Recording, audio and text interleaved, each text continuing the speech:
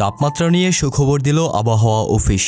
দক্ষিণ পশ্চিম মৌসুমি বায়ু রাজধানী ঢাকাসহ ৭ বিভাগ পর্যন্ত অগ্রসর হয়েছে।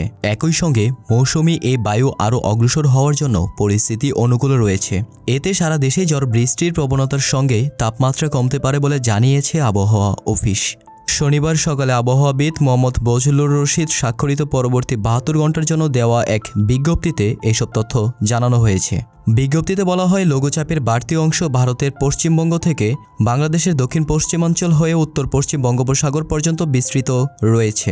এছাড়া দক্ষিণ পশ্চিম মৌসুমি বায়ু ঢাকা, বরিশাল, চট্টগ্রাম, সিলেট, ময়মনসিংহ, রংপুর এবং রাজশাহী বিভাগ পর্যন্ত অগ্রসরের পাশাপাশি আরও অগ্রসর হওয়ার জন্য পরিস্থিতি অনুকূল রয়েছে। এ অবস্থায় আজ শনিবার সকাল ৯টা থেকে পরবর্তী ৭২ ঘন্টা রংপুর, ময়মনসিংহ ও সিলেট বিভাগের অধিকাংশ জায়গায়, রাজশাহী, খুলনা ও চট্টগ্রাম বিভাগের কিছু কিছু জায়গায় এবং ঢাকা ও বরিশাল বিভাগের ২-১ জায়গায় অস্থায়ীভাবে দমকা হাওয়া সহ হালকা থেকে মাঝারি ধরনের বৃষ্টি অথবা বজ্রসহ বৃষ্টি হতে পারে। সেই সঙ্গে দেশের কোথাও কোথাও মাঝারি ধরনের ভারী বর্ষণ হতে পারে। এ সময়ে সারা দেশে দিনের তাপমাত্রা সামান্য হ্রাস এবং রাতের তাপমাত্রা প্রায় অপরিবর্তিত থাকতে পারে। আগামীকাল রোববারের তাপমাত্রার পূর্বাভাসে বলা হয়েছে, সারা দেশে দিন ও রাতের তাপমাত্রা ১ থেকে ২ ডিগ্রি সেলসিয়াস হ্রাস পেতে পারে। এর পরদিন সোমবার সারা দেশে দিন ও রাতের তাপমাত্রা সামান্য হ্রাস পেতে পারে।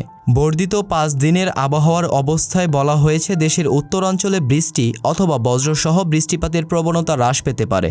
এদিকে আজ শনিবার সকাল ৬টা পর্যন্ত পটুয়াখালীর খেপুপাড়ায় দেশের সর্বোচ্চ ৩৫.৫ ডিগ্রি সেলসিয়াস তাপমাত্রা রেকর্ড করা হয়েছে। নীলফামারীর ডিমলায় দেশের সর্বনিম্ন ২৪.৫ ডিগ্রি সেলসিয়াস তাপমাত্রা রেকর্ড হয়েছে। একই সময়ে ঢাকায় সর্বোচ্চ তাপমাত্রা রেকর্ড করা হয়েছে ৩৩ ডিগ্রি সেলসিয়াস। আজ শনিবার সকাল ৬টা পর্যন্ত সর্বশেষ ২৪ ঘন্টায় দেশের সর্বোচ্চ ২৬ মিলিমিটার বৃষ্টিপাত রেকর্ড করা হয়েছে চট্টগ্রামে। এই সময় দেশের আরও কয়েকটি অঞ্চলে ঝড় বৃষ্টি হয়েছে বলেও আবহাওয়ার অফিস জানায়।